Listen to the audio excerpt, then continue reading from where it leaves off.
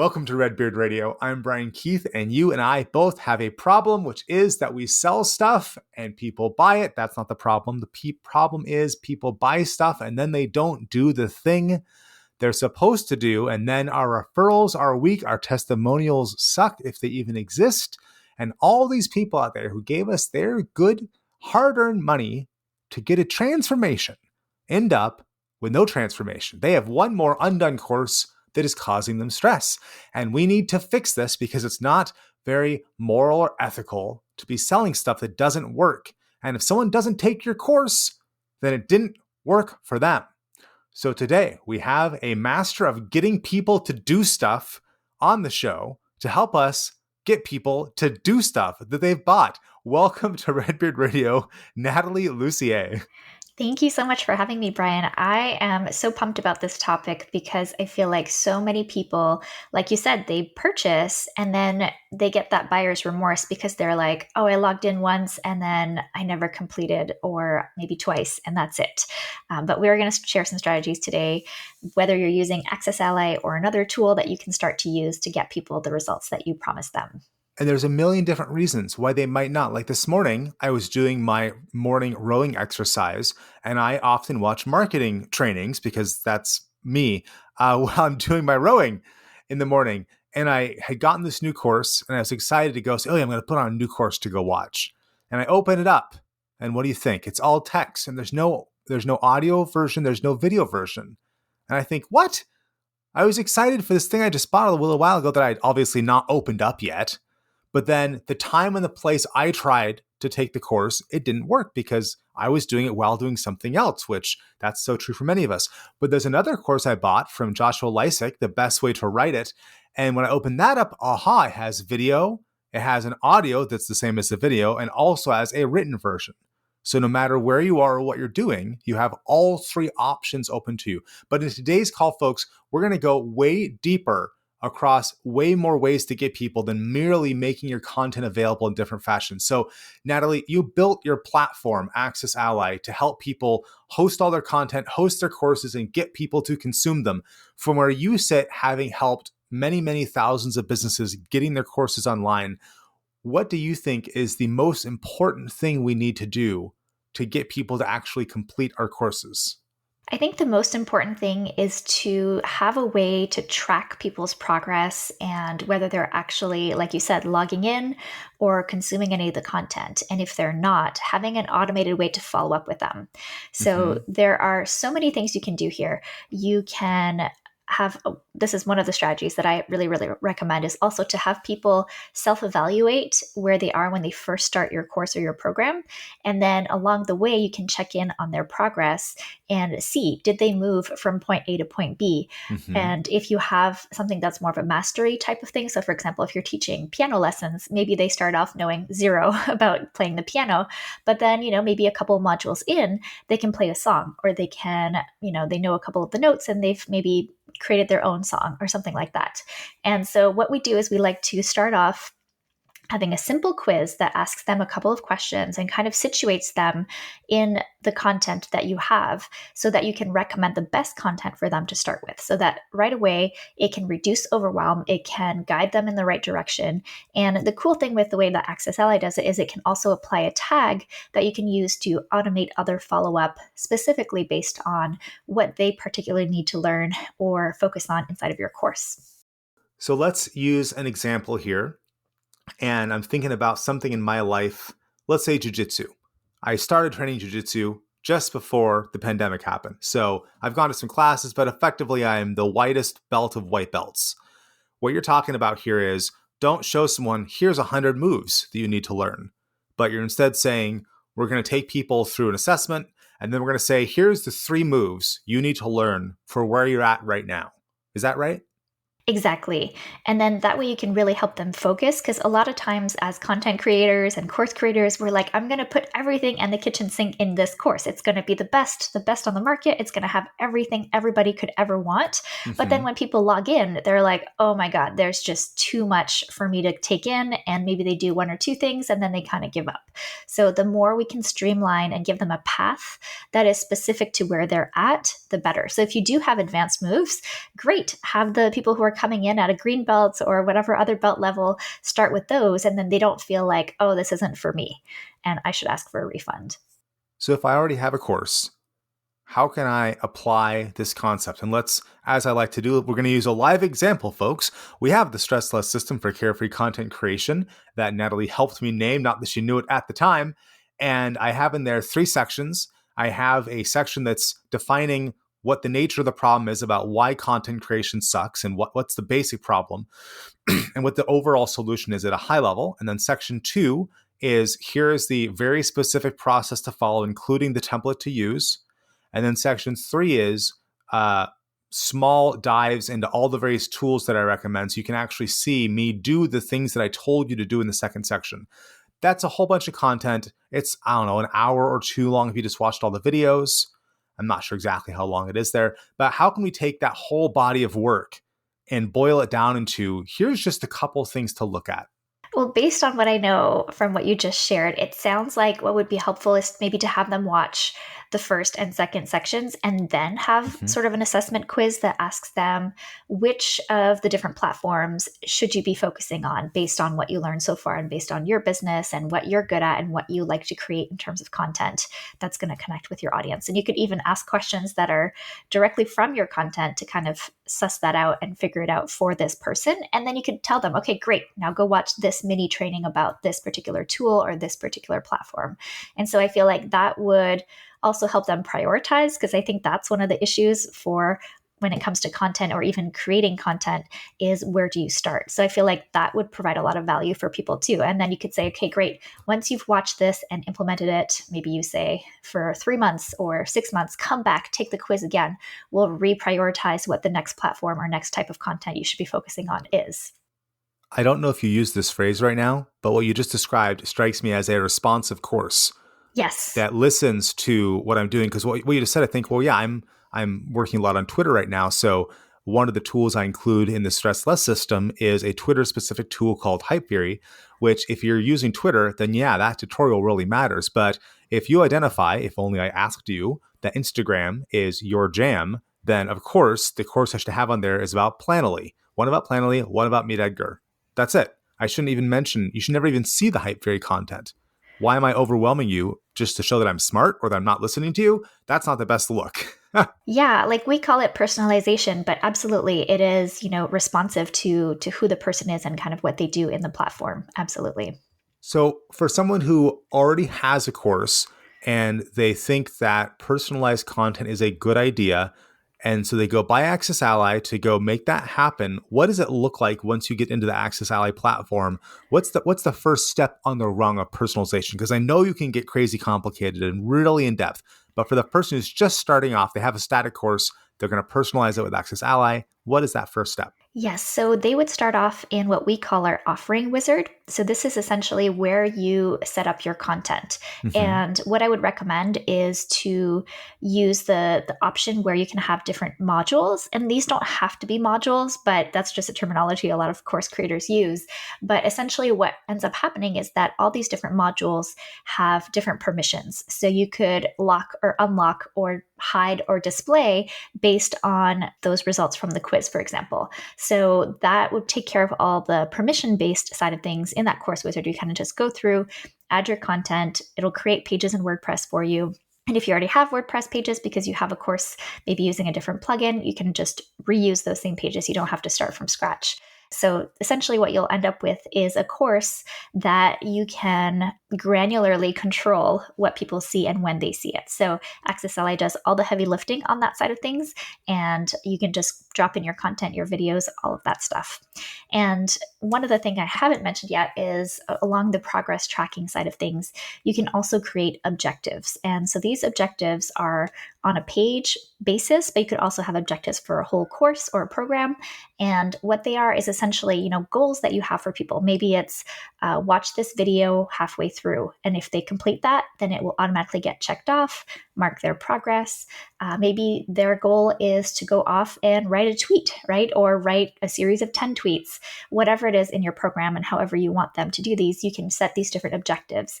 And as people are going through those, you can basically give them extra goodies for participating and actually getting through stuff. So it really motivates people to keep going and, actually get the results that you promised when they first read your sales page. So if I wanted to know that people were actually writing tweets based on what I was talking about, then I could say, hey, go write this tweet, publish it, grab the URL of the tweet, and then put it into this field in Access Ally, submit it, and then you're going to get a point because you did the thing. Am I hearing that right? Yes, absolutely. Yes. And you can actually have those, the field you just talked about, we call those private notes. So you can have them sent back to you as the site owner and even click through and say, like, hey, kudos, I'm going to retweet that. Or, however you want to handle those. You could even respond within Access Ally, and only that person will get a response back to their tweet or whatever it is that they uploaded or added there. So what about this? What if in this course we're describing, which actually exists, though not quite in this format that we're describing just yet, hilarious that each time you show up on the podcast, you help define a new part of my course. I guess that's part of what you do, shockingly. Here's what I'm thinking. We have open to everybody at the beginning. We have a description of why is it that using willpower doesn't work to go create the content you want to create, and relying on inspiration is a fool's errand.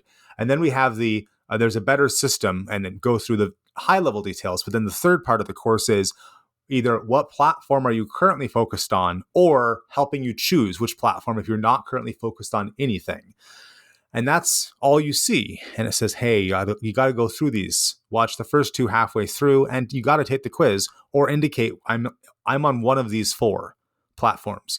And then I can have the content based on which platform you're most interested in.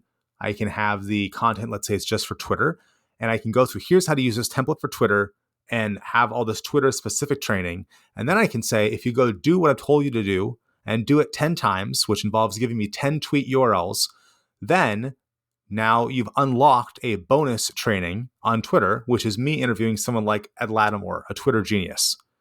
And then I could do the same thing with Instagram, LinkedIn, Facebook, and unlock extra interviews only when you do that part of the thing 10 times. And furthermore, could I make it so that when someone completes the Twitter thing, that's how they get access to the other training as well, because they're locked into the first path they choose. Once they complete it by doing the thing 10 times, now that unlocks the Facebook version of the training, the IG version, the LinkedIn version. So it's a choose your own adventure, but you do have access to everything, but only if you do the work. Yeah, you can absolutely do that in Access Ally. And we have a lot of people set things up in a similar way.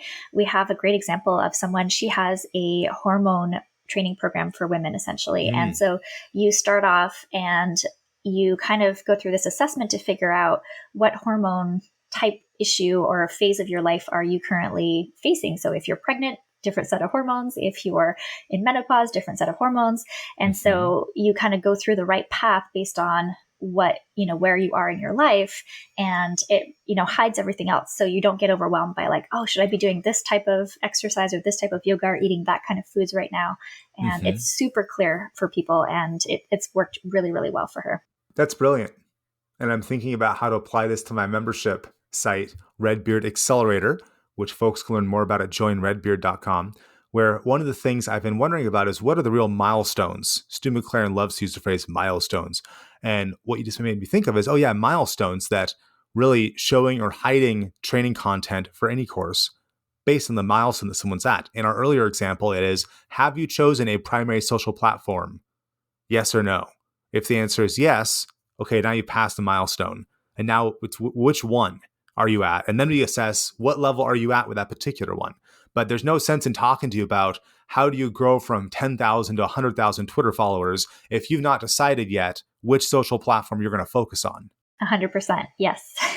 So I want to hear more about how you use your software yourself when it comes to gamification, giving people prizes for things or recognizing them or leaderboards or any of that kind of stuff. What does Access Ally do to go and get people to achieve the objective? Is it using more Access Ally? Is it referring it to other people, or what? Yeah, so we have a great case study for how we used this a couple years ago, and it's still active, but we have something called our 30-day list building challenge. And this was a free video course, 1 video a day for 30 days.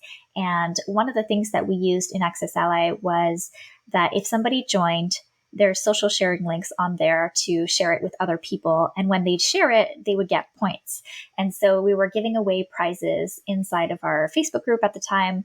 And it was essentially, we just picked a time frame for when we'd be doing the contest live.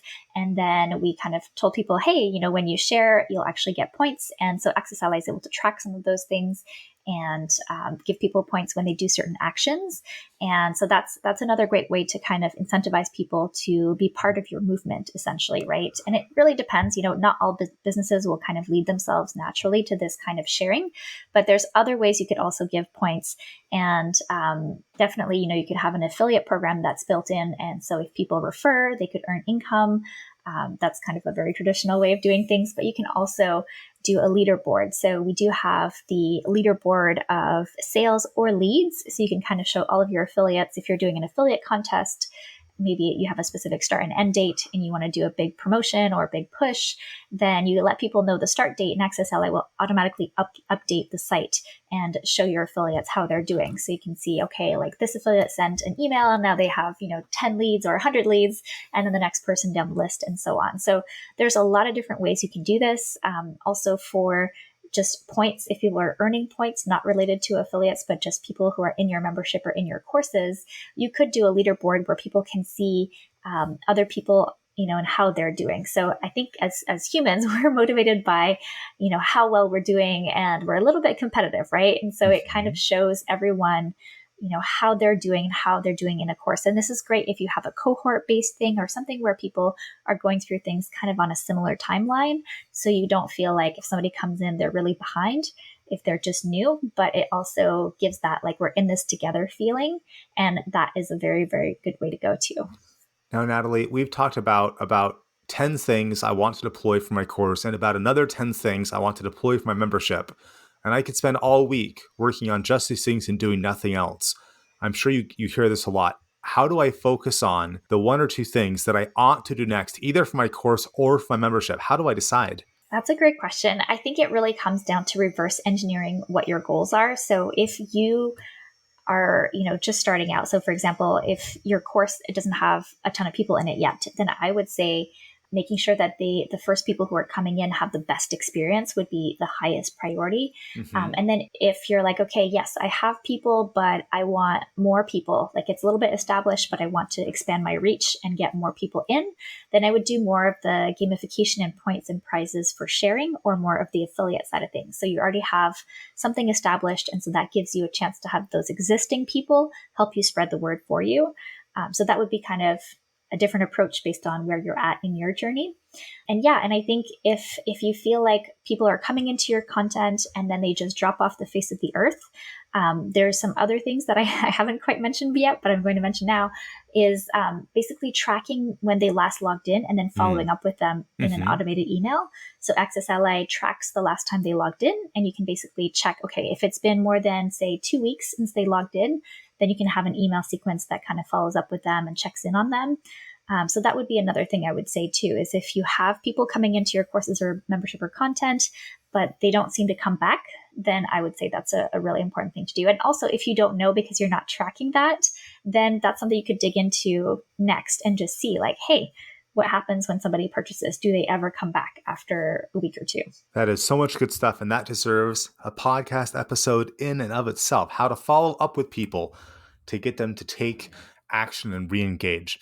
Nathalie, where can people follow you to learn more about how to get people to do things in their courses and memberships? Yeah, so head over to accessally.com. That's where all the best stuff happens. You can also head over to Twitter at Nat Lussier, NATHLUSSIER, and also on YouTube under Access Ally. So those are kind of the main places that we're hanging out these days. Fantastic. Folks, I highly recommend you follow Nathalie, even whether or not you use Access Ally, the particular tool, the building of communities, as you hear about me talk on Twitter at RedbeardBrian all the time, the building of communities and networks is the big story of the next 100 years as we move away from an institution-based society for all across the world into more network-based societies. And the people who are able to form strong tribes, they're going to win. And the people who can't form strong tribes are going to lose.